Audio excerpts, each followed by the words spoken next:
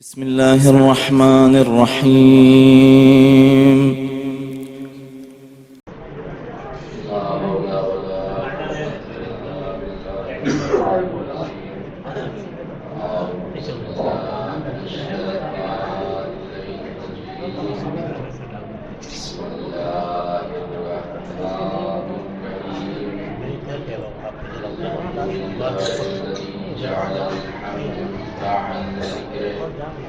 وخلق الأشياء ناطقة بحمده وتنزه عن مجالسة مخلوقاته وجل عن مداهمة كيفياته يا من قرب من خطرات الظنون وبعد عن لحظات العيون وعلم بما كان قبل أن يكون يا من أرقدني في محاض أمنه وأمانه وأيقظني إلى ما منعني به من مننه وإحسانه وكفى كف السوء عني بيده وسلطانه صل اللهم على الدليل إليك في الليل والماسكين مسبابك بحبل الشرف الأطول والناصر الحسبي في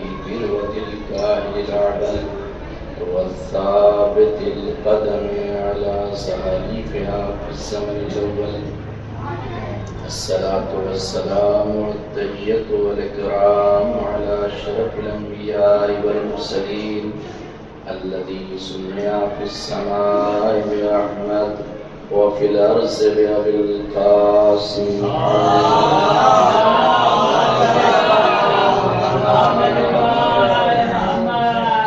الصلاة والسلام على أهل بيته الطيبين الطاهرين المعصومين المظلومين الغر الميامين واللعنة الدائمة الباقية الجارية الدائمة الثابتة على أعدائهم أجمعين أما بعد وقد قال الله سبحانه تبارك وتعالى في القرآن الكريم وهو أصدق القائلين وقوله الحق والصدق أعوذ بالله من الشيطان الرجيم بسم الله الرحمن الرحيم ربنا هب لنا من أزواجنا وذرياتنا قرة أعين واجعلنا للمتقين إماما يا كاشف الكرب عن وجه الحسين عليه السلام اكشف كربي بحق أخيك الحسين يا مولاي يا أبا الفضل العباس عليه السلام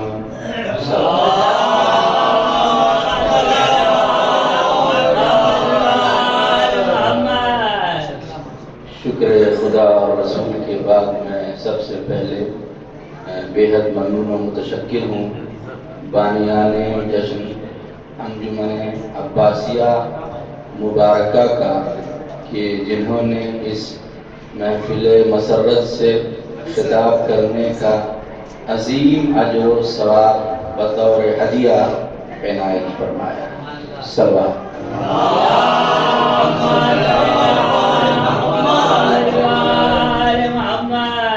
آج کی اس عظیم تاریخ ولادت باسعادت شہنشاہ وفا حضرت باب الحوائج جناب ابو الفضل العباس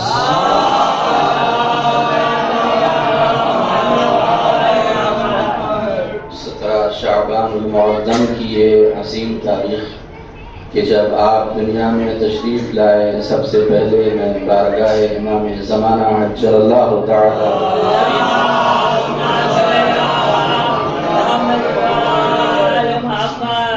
تبریک و تہنیت عرض کرتا ہوں اور پھر آپ تمام مؤمنین کی خدمت میں مبارکبادی تبریک و تہنیت عرض کرتا ہوں محفل کے آغاز سے پہلے عمل تمام مؤمنین کے لیے اور یوٹیوب کے اوپر جتنے بھی سننے والے حاضرین ہم سب کے لیے یہ عمل عرض کر کے بات کو آگے بڑھاؤں گا کیونکہ آج دنیا میں جس سے پوچھئے وہ انسان مشکلات اور تکلیف کا شکار ہے ہر انسان کسی نہ کسی مشکل میں گھرا ہوا ہے اور ہر انسان کے دل میں کوئی نہ کوئی حاجت ہے کہ جو پوری نہیں ہو پا رہی ہے. تو اگر حاجت پوری نہ ہو سکے تو بارگاہ باب الحوائج میں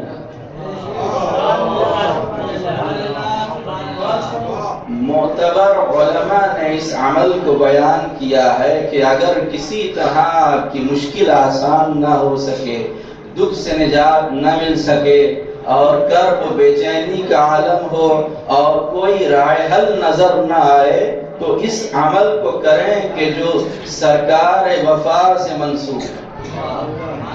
یا کاشف الکرب عن وجہ الحسین علیہ السلام، اے حسین کے چہرے سے کرب اور پریشانی کو دور کرنے والے، اکشف کربی بحق اخیک الحسین، میرے بھی کرب اور اس مشکل کو دور کر دو اپنے بھائی حسین کے وسیلے سے.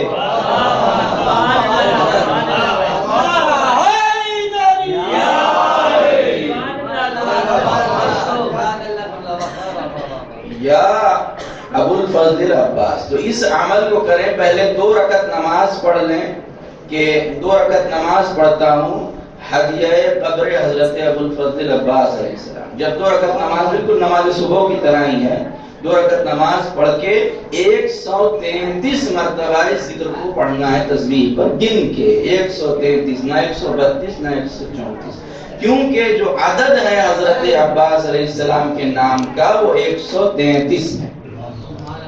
تو 133 مرتبہ ایک مقام کے اوپر اس 2 رکعت نماز پڑھ کے اس 133 مرتبہ جو ذکر کریں، اس ذکر کو اگر کوئی پڑھے گا اور ان کو وسیلہ بنا کے اللہ کی بارگاہ میں مانگے گا تو ممکن ہی نہیں ہے کہ اس کی مشکل اور تکلیف دور نہ ہو.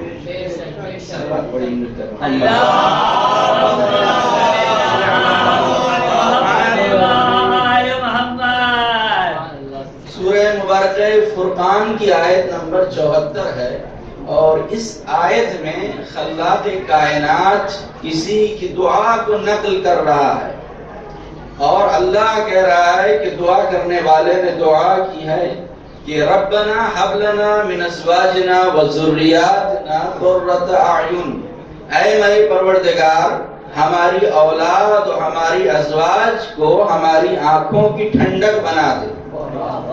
وَجْعَلْنَا لِلْمُتَّقِينَ إِمَامًا، اور مجھے متقین کا امام بنا دے. اس آیت میں 2 چیزیں اللہ سے مانگی جا رہی ہیں. ایک تو یہ کہ اللہ امام المتقین بنا دے، اور دوسرے یہ کہ ایسی ازواج دے اور ایسی اولاد دے کہ جو آنکھوں کی ٹھنڈک بن جائے. انسانی فطرت ہے کہ انسان بقائے نسل چاہتا ہے، انسان اپنی نسل کو باقی رکھنا چاہتا ہے. ہر انسان کے دل میں یہ تمنا ہوتی ہے کہ اس کی نسل آگے بڑھے، اس کی اولاد دنیا میں ہو، بھلے وہ دنیا سے چلا جائے لیکن اس کی اولاد دنیا میں باقی رہے. اور یہ سیرت انبیاء بھی ہے. حضرت ابراہیم علیہ السلام اللہ کی بارگاہ میں دعا کر رہے ہیں کہ پروردگار مجھے ایک بیٹا عطا فرما، اور اللہ نے جناب اسماعیل آپ کو عطا فرمایا. حضرت زکریا دعا کر رہے ہیں کہ پروردگار ایک بیٹا عطا فرما، اور اللہ نے حضرت یحییٰ آپ کو عطا فرمایا. اب یہ جو تیسری دعا جس کا ذکر کیا قرآن مجید کے اندر، یہ دعا کسی نبی کی نہیں ہے، اس لیے کہ سلسلہ نبوت کا خاتمہ ہمارے آخری نبی حضرت محمد مصطفیٰ صلی اللہ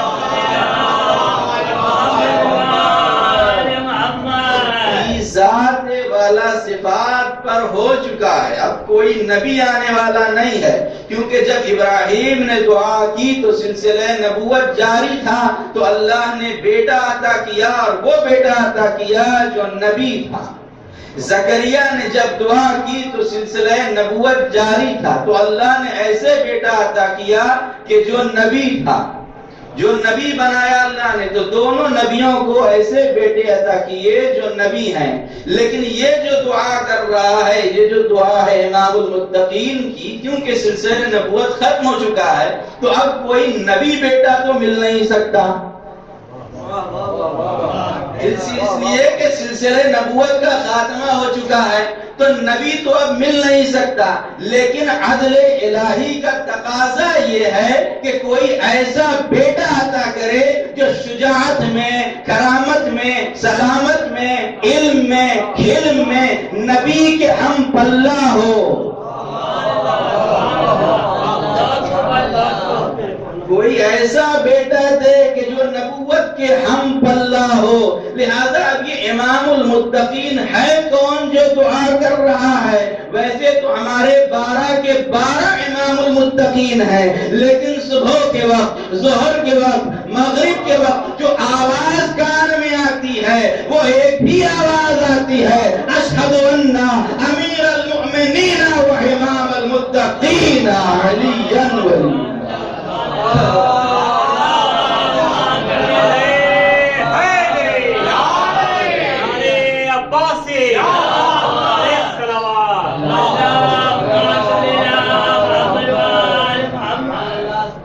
تو یہ ہے کہ جن کی دعا کو اللہ نے قرآن میں جگہ دی، اور یہ دعا کر رہے ہیں، کائنات کے امیر دعا کر رہے ہیں کہ پروردگار ایسا بیٹا دے جو آنکھوں کی ٹھنڈک بن جائے۔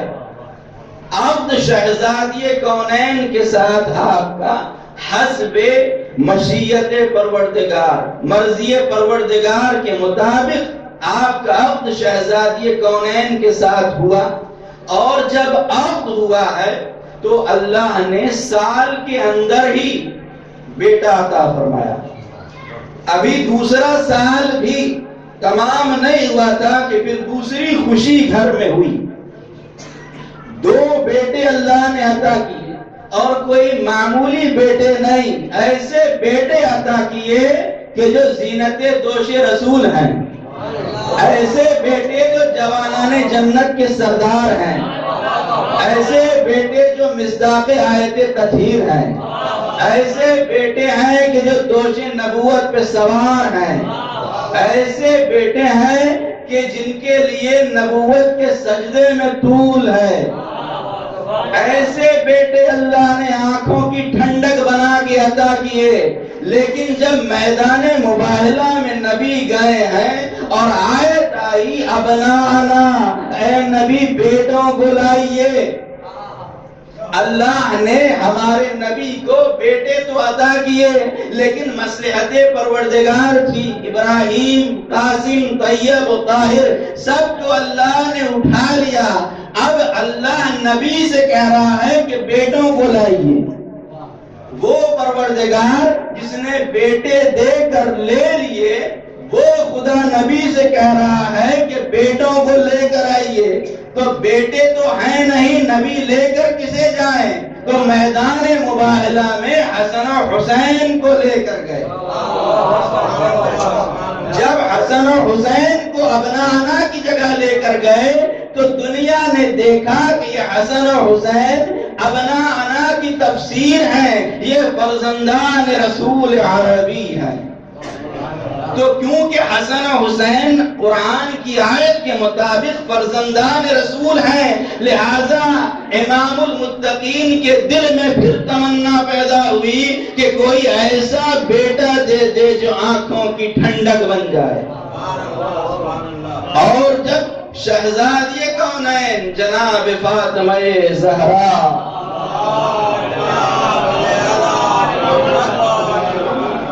سلام اللہ علیہا امت کے دیے ہوئے سوغات کو لے کر اس کائنات سے تشریف لے گئی تو مولا کائنات نے عقد ثانی کا ارادہ کیا، اور جب عقد ثانی کا ارادہ کیا تو اپنے بھائی جناب عقیل ابن ابی طالب کو بلایا، اور بلا کر مولا نے کہا کہ عقیل میں چاہتا ہوں کہ ایسے خاندان میں میرے لیے رشتہ تلاش کریں، کسی ایسے بہادر خاندان میں، تاکہ اس کے ذریعے سے ایک بہادر بیٹا ملے۔ یہ علی کون ہے؟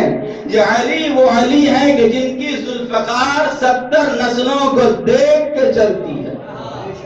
میں کہوں گا مولا آپ تو معصوم ہیں، حجت خدا ہے، امام کائنات ہیں، عالم الغیب ہیں، جس سے شادی کر لیں تو ممکن ہی نہیں ہے کہ اس بیٹے کی شجاعت میں کوئی شک کر سکے۔ مولا آپ کا نام تو وہ نام ہے جو خاندانی بزدلوں کو بہادر بناتا ہے۔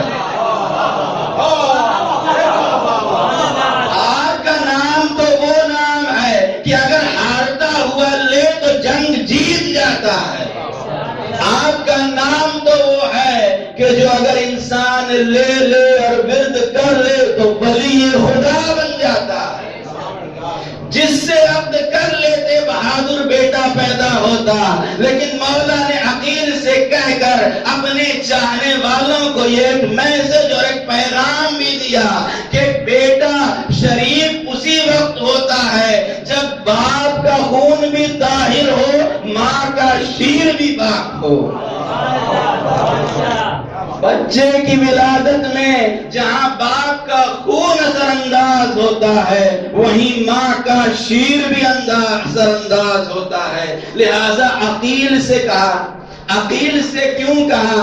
عقیل سے اس لیے مولا نے فرمایا کہ مشورہ بھی اگر لینا ہے تو عقیل سے لینا، کسی بد عقل سے نہیں۔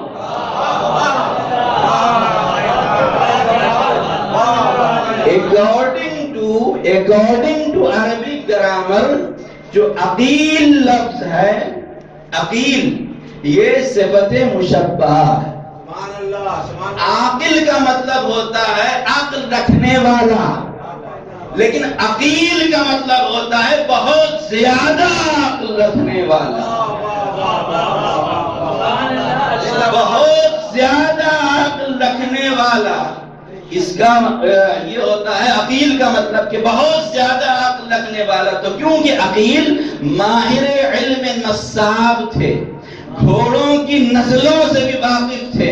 عقیل یہ جانتے تھے کہ عرب میں کون سی شاخ کہاں پھوٹ رہی ہے، اسی لیے ادھر ادھر والے عقیل سے کبھی الجھتے ہی نہیں تھے، کیونکہ عقیل کو سب کی نسلوں کا علم تھا کہ کون کیسا ہے۔ لہذا عقیل سے فرمایا کہ عقیل مجھے ایک شجاع اور بہادر خاتون کی تلاش ہے تاکہ میں اس کے ساتھ عقد کروں اور ایک بہادر بیٹا پیدا ہو۔ بس جیسے ہی مولا نے اظہار خیال کیا، اظہار تمنا کی اور عقیل کو کہا کہ بہادر قبیلہ تلاش کریں، اب عقیل بعد حکم مولا کائنات چلے ہیں رشتہ تلاش کرنے کے لیے، تو ایسے خوشی کے ساتھ چلے، ایسے جھومتے ہوئے عقیل چلے کہ اس سے پہلے کبھی کسی نے عقیل کو ایسے جھومتے ہوئے نہیں دیکھا۔ میں کہوں گا عقیل آخر وجہ کیا ہے کہ آج انداز بدلا ہوا ہے، آج جو سے مسرت میں ڈوبے ہوئے ہیں، آج جھومتے ہوئے جا رہے ہیں، آخر وجہ کیا ہے؟ عقیل جواب دیں گے اس لیے کہ اس کا رشتہ لے کر جا رہا ہوں جس کا رشتہ آسمان سے تارا لے کر آیا۔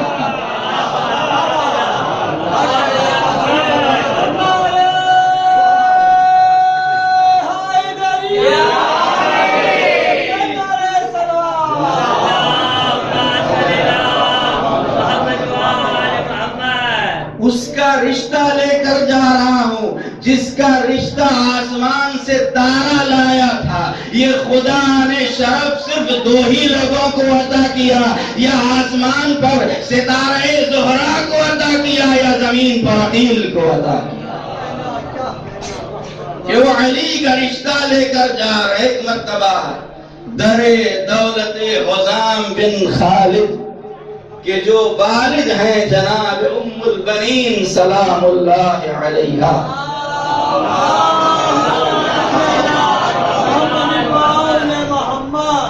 ہمارا لاکھوں اور کروڑوں درود و سلام ہو مادر ابو الفضل عباس کی۔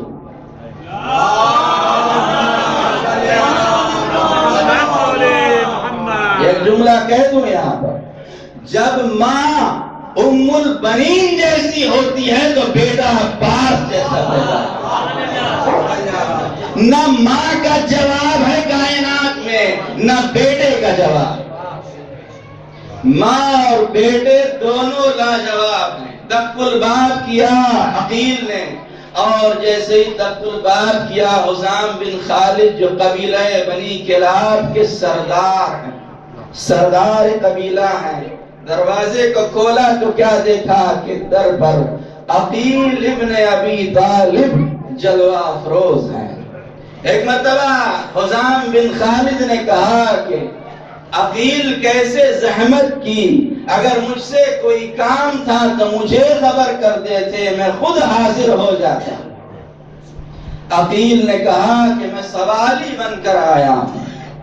حزام بن خالد نے گھر کے اندر آپ کو داخل کرایا اور مہمان خانے میں لے گئے۔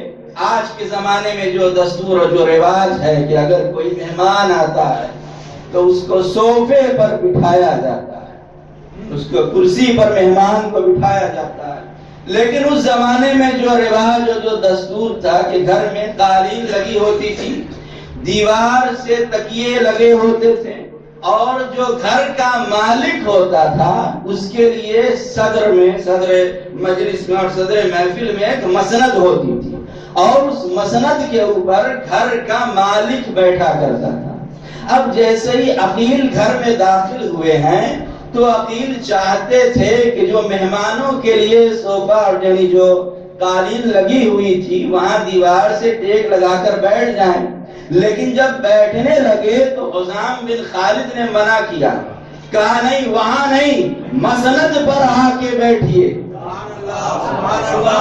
میرے مقام پر آ کر بیٹھیے، سردار ہیں آپ، عقیل سردار ہیں آپ، وہاں نہیں، میری جگہ پر میری مسند پر آ کر بیٹھیے۔ میں کہوں گا بی بی یہ بات عجیب ہے کہ آپ کے والد اپنی جگہ پر عقیل کو بٹھا رہے ہیں، اپنی جگہ پر عقیل کو بٹھا رہے ہیں۔ جملہ آپ کے حوالے کرنا چاہتا ہوں، بی بی جواب دیں گی، شریف بیٹیوں کے باپ،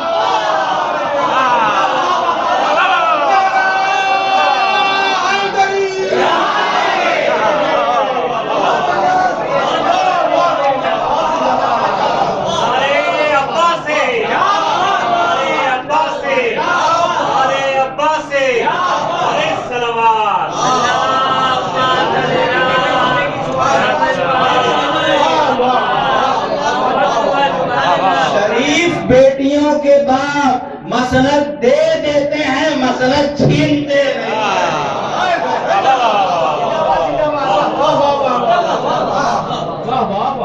اپنے مقام پر بٹھایا، اور بٹھانے کے بعد کیونکہ عرب میں یہ دستور تھا کہ 3 دنوں تک اگر کوئی مہمان آتا تھا تو اس کی مہمان نوازی کرتے تھے، فوراً یہ نہیں پوچھتے تھے کہ کس لیے آئے ہیں، اور جب 3 دن گزر جاتا تھا تو یہ پوچھتے تھے کہ ایسے ہی میری عزت افزائی کے لیے آئے ہیں یا کوئی کام ہے۔ تو جب 3 دن گزر گئے تو ایک مرتبہ حزام بن خالد نے پوچھا کہ کیسے حاضر ہوئے، کیسے آپ نے تکلیف کی، تو ایک مرتبہ حزام بن خالد سے عقیل کہتے ہیں کہ میں رشتہ لے کر آیا۔ تو حزام بن خالد نے پوچھا کس کا رشتہ؟ تو ایک مرتبہ عقیل نے کہا شہنشاہ دین دنیا داماد رسول علی ابن ابی طالب۔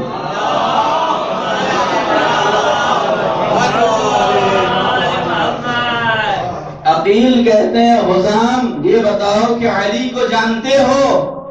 حزام کہتے ہیں کوئی اندھا ہی ہوگا جو آفتاب امامت کو نہ پہچانتا،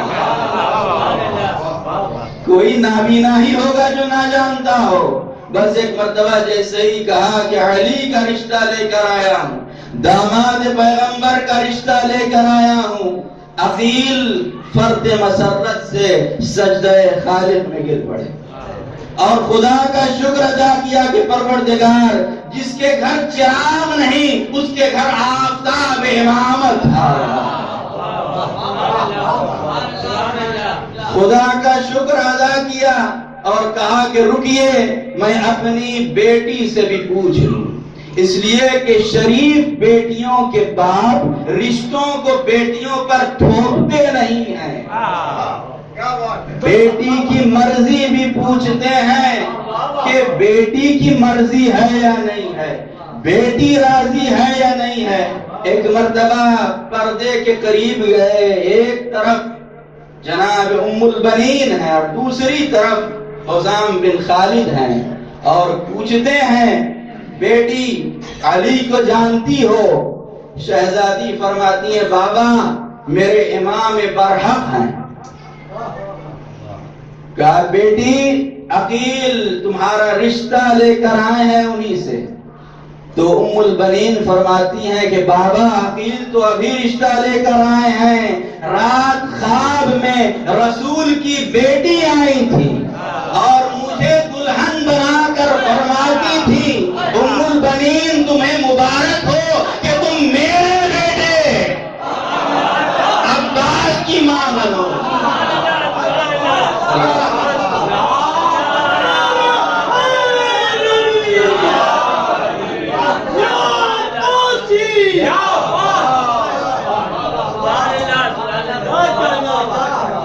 میرے بیٹے عباس کی ماں بنو گی۔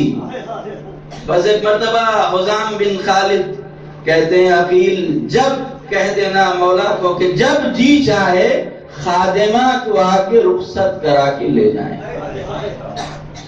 بس تاریخیں مقرر ہوئی اور مولا کائنات غدیر کا دولہا بن کر چلا ہے، عقد ہوا اور ایک مرتبہ کنیزیں پالکی میں جناب ام البنین کو لے کے چلی ہیں درے مولود کعبہ کی طرف۔ جیسے ہی گھر کے قریب پالکی پہنچی ہے کہ شہزادی فرماتی ہیں کہ گھر کے باہر ہی پالکی کو اتار دیا جائے۔ پالکی سے اتری، ڈولی سے اتری اور سب سے پہلے اس چوکھٹ کو چوما کہ جو درے شہزادی کونین جناب فاطمہ زہرا۔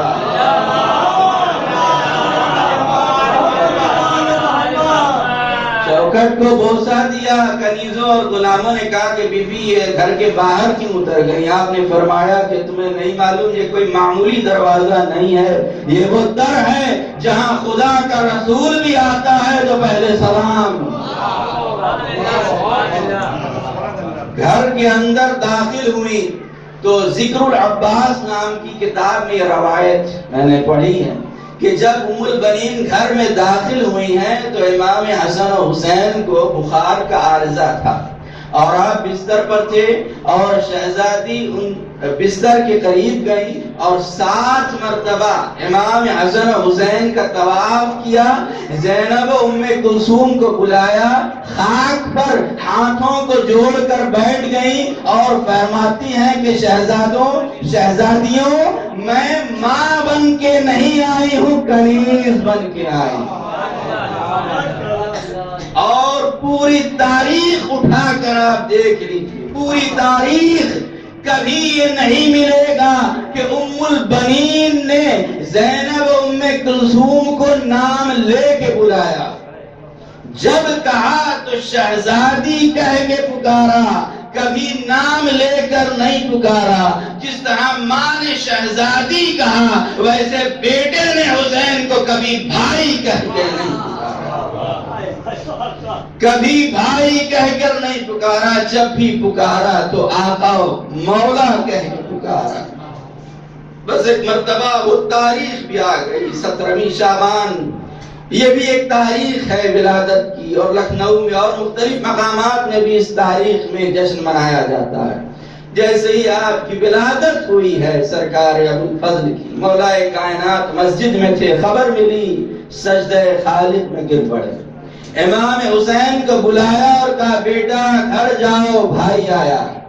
امام حسین دوڑے ہوئے بیت الشرف کے قریب آئے، گھر کے اندر داخل ہوئے تو کیا دیکھا کہ ماں کی آغوش میں بچہ ہے، بھائی ہے۔ قریب گئے اور ان سے پہلے، اس سے پہلے کہ حسین لیتے، زینب نے اپنی آغوش میں لے لیا۔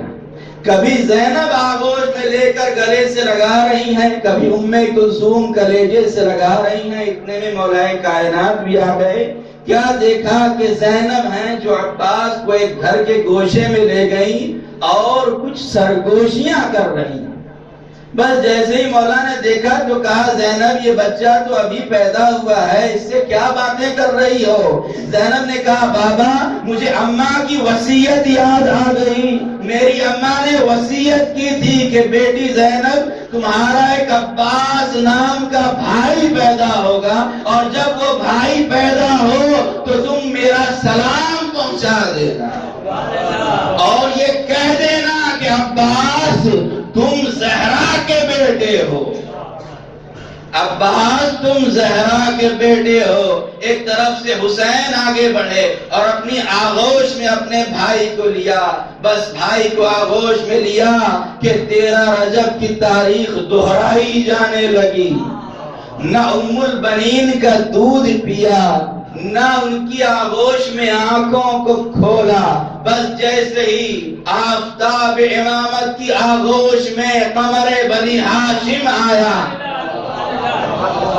آنکھوں کو کھولا۔ جیسے ہی رسالت کی آغوش میں مولا کائنات آئے، آنکھوں کو کھولا اور پہلی زیارت رخ انور پیغمبر کی ویسے ہی آپ نے پہلی زیارت رخ امامت کی اور امام حسین نے اپنی لسان مبارک آپ کے دہنے مبارک میں ڈال، اور دیر تک حضرت عباس آپ کی زبان کو چوستے رہے، اپنی آغوش میں لیے رہے۔ بس ایک مرتبہ مولا نے فرمایا کہ اب حسین کیونکہ یہ تمہارا بھائی بن کر آیا ہے، نام بھی تم رکھ دینا۔ امام نے فرمایا، حسین نے فرمایا بابا میں نے اس بچے کا نام عباس رکھ دیا۔ تو ایک مرتبہ مولا نے پوچھا حسین تم نے عباس نام کیوں رکھا؟ تو مولا نے فرمایا بابا جب اس بچے کو میری آغوش میں دیا گیا تو میری آغوش میں آنے کے لیے اس طرح اس نے انگڑائی لی کہ کپڑے کے بند ٹوٹ گئے، تو میں نے اس کی شجاعت کو دیکھ کے اس کا نام عباس، میں نے اس کی شجاعت کو دیکھ کے اس کا نام عباس رکھ دیا۔ آپ دیکھیں دنیا میں جب کسی کے یہاں بڑی منت اور مرادوں کے بعد بیٹے کی ولادت ہوتی ہے تو لوگ دعائیں دیتے ہیں کہ اللہ آپ کو چاند سا بیٹا عطا کرے، یا کسی کے یہاں بیٹا پیدا ہو تو لوگ کہتے ہیں کہ آپ کے یہاں چاند سا بیٹا پیدا ہوا ہے، مبارک ہو چاند سا بیٹا پیدا ہوا ہے۔ تو میں آپ کی خدمت میں عرض کروں کہ یہ صرف اصطلاح ہے، یہ صرف زبان ہے کہ چاند سا بیٹا اللہ عطا کرے یا چاند سا بیٹا اللہ نے عطا کیا۔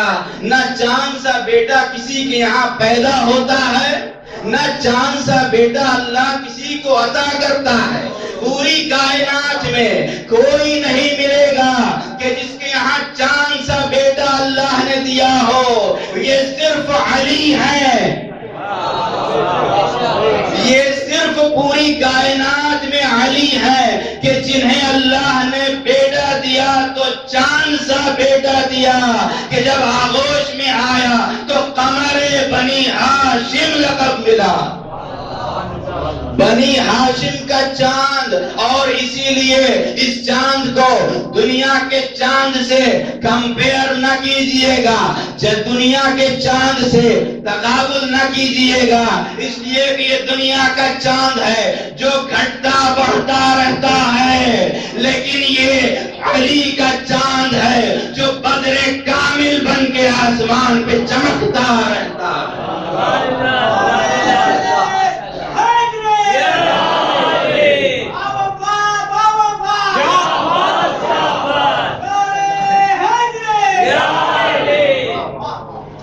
یہ وہ چاند ہے جو بدر کامل بن کے چمکتا رہتا ہے۔ ہاں ابھی 2 دن پہلے ہی 14ویں رات گزری ہے، آسمان پر آپ نے 14ویں کے چاند کو چمکتا ہوا دیکھا ہوگا۔ آسمان پر یہ چاند جو دنیا کا چاند ہے یہ اس وقت چمکتا ہے کہ جب سورج نہ ہو۔ جیسے ہی سورج طلوع ہوتا ہے اس چاند کی روشنی ختم ہو جاتی ہے، اس چاند کی چمک مٹ جاتی ہے، چاند کی چاندنی تمام ہو جاتی ہے، لیکن یہ علی کا چاند ہے کہ جو سورج کے ہوتے ہوئے بھی چمکتا رہتا ہے، سورج کے سامنے بھی چمکتا رہتا ہے۔ بس یہیں سے جملہ مولائیوں کے حوالے کرنا چاہتا ہوں، یہ علی کا چاند ہے جو سورج کے ہوتے ہوئے چمکتا رہتا ہے، اور اگر یقین نہ آئے تو کربلا میں جا کے دیکھ لیجیے گا، جہاں شہادتوں کا سورج چمک رہا ہے وہیں امامت کا چاند چمک رہا ہے، وہیں وفا کا چاند چمک رہا ہے۔ صلوات پڑھیے۔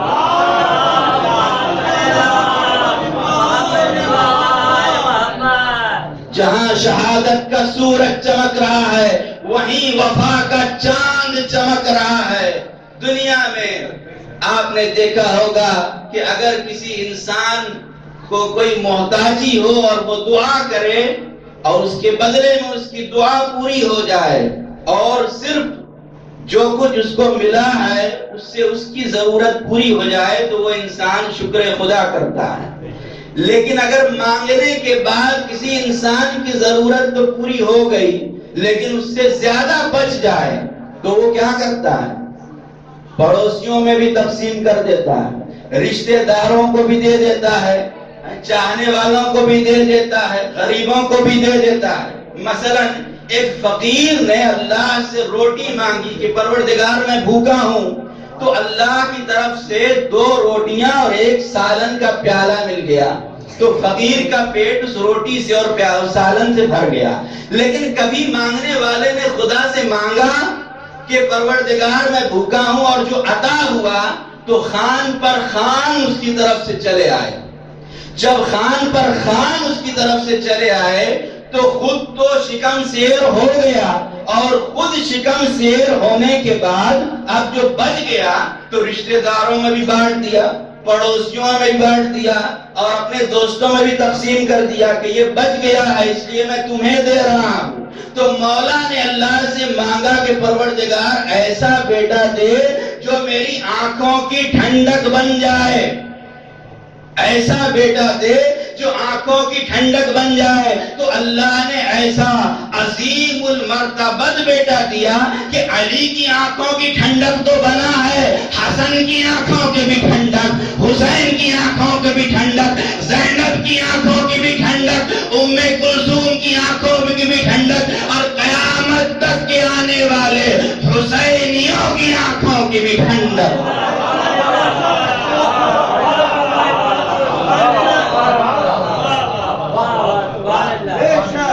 دنیا میں آپ نے دیکھا ہوگا کہ جتنی بھی جنگیں ہوتی ہیں، جب جنگ ہوتی ہے تو اس کا اثر پوری کائنات پر ہوتا ہے، پوری دنیا پر ہوتا ہے، چاہے وہ فرسٹ ورلڈ وار ہو یا وہ سیکنڈ ورلڈ وار ہو۔ جب ہوا تو اس وقت پوری دنیا متاثر ہوئی، پوری دنیا پر اس کا اثر ہوا، لیکن آج اس کا کوئی اثر باقی نہیں۔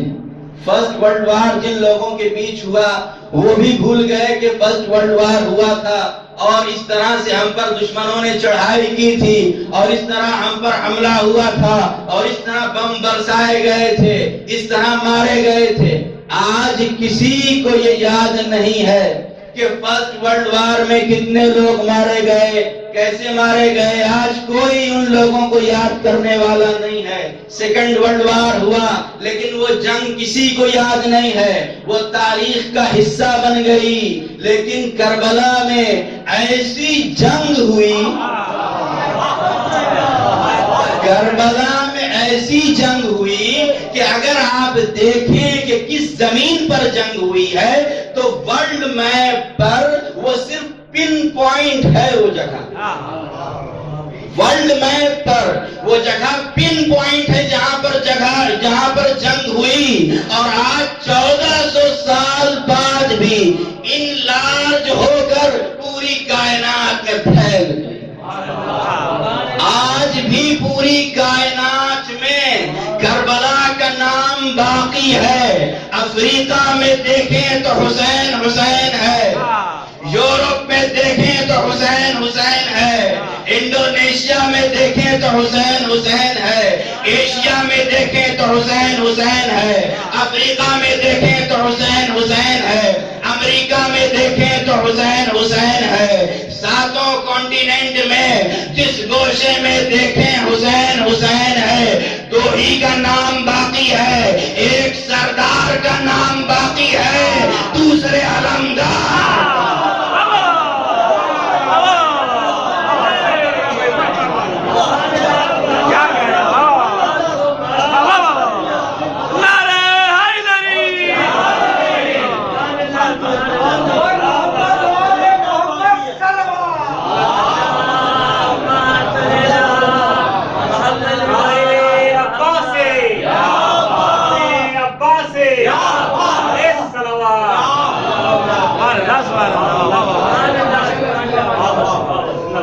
بس وقت تمام ہو چکا ہے. میں انور ظہیر میرٹھی صاحب جو استاد الشرا میرٹھ کے گزرے, ان کے 4 مصرے انہوں نے پڑھے تھے اور بڑے فخر کے ساتھ پڑھے تھے, اور اس وقت ہم موجود تھے اس محفل میں جہاں پر انہوں نے بزبان جناب عباس 4 مصرے انہوں نے پڑھے کہ غرور فوج ستمگر کا توڑ سکتا ہوں, غرور فوج ستمگر کا توڑ سکتا ہوں, رخ فرات نگاہوں سے موڑ سکتا ہوں, غرور فوج ستمگر کا توڑ سکتا ہوں, رخ فرات نگاہوں سے موڑ سکتا ہوں, علی کا لال ہوں موجز نمائیوں کی قسم, علی کا لال ہوں موجز نمائیوں کی قسم, میں آفتاب سے پانی نچوڑ.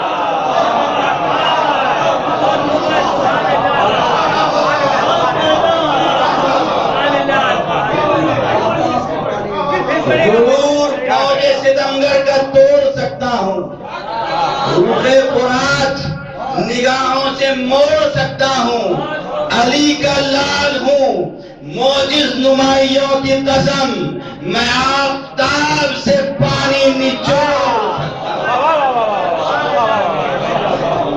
میں آفتاب سے پانی نچوڑ سکتا ہوں. اور جس محفل میں انہوں نے پڑھا تو اس کے بعد الہامی طور پر 4 مصرے میرے ذہن میں آ گئے, اور اس کو ہم نے کسی محنت کر کے ابھی تک پیپر پہ لکھا بھی نہیں ہے, ذہن میں آئے اور ذہن میں ہی محفوظ رہ گئے, تو وہ بھی آپ حضرات کے حوالے کر کے محفل تمام کرتا ہوں کہ انہوں نے کہا کہ میں آفتاب سے پانی نچوڑ سکتا ہوں. تو دیکھیے گا کہ نتاب لا کے نگاہوں کی بجھ نہ جائے کہیں, نتاب لا کے نگاہوں کی بجھ نہ جائے کہیں, اسی سبب سے میں رخ پر نقاب رکھتا ہوں. نتاب لا کے نگاہوں کی بجھ نہ جائے کہیں, اسی سبب سے میں رخ پر نقاب رکھتا ہوں. میں کیوں نچوڑوں بھلا آفتاب سے پانی, میں اپنے زیر قدم آفتاب رکھتا ہوں.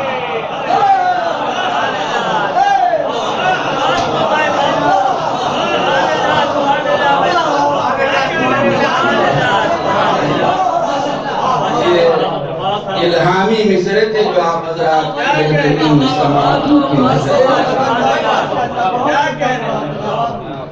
اللہ کی بارگاہ میں دعا کرتا ہوں کہ پروردگارہ ہم سب باب الحوائج میں بیٹھے ہیں, تو یہ واسطہ ہے باب الحوائج کا. سرکار ابو الفضل کا جتنے بھی مؤمنین اس محفل میں تشریف لائے ہیں, جو جو دعائیں منتیں اور مرادیں دل میں لائے ہیں, ان کے وسیلے سے تمام دعاؤں کو پوری کریں. پروردگارہ جس طرح ان 2 بھائیوں کے بیچ میں وفا تھی, محبت تھی, ویسے ہی آج ہمارے درمیان بھی تمام بھائیوں کے درمیان بھی محبت اور بھائی چارے کو قائم کرنا. پروردگارہ جناب عباس کے وسیلے سے ہمیں علم حاصل کرنے کی اور اس پر عمل کرنے کی توفیق عطا فرمائے. جتنے بھی مومنین پریشان حال ہیں ان کی پریشانیوں دکھ اور تکلیفوں کو دور فرمائے. جو مقروض ہیں ان کا قرضہ خزانہ غیب سے عطا فرمائے. پرچم اسلام کو سربلندی اور شرف عطا فرمائے. پرچم کفر و نفاق کو سرنگوں فرمائے. پروردگار ہم سب کو اس سال ہر سال زیارت روضہ ابوالفضل نصیب فرمائے.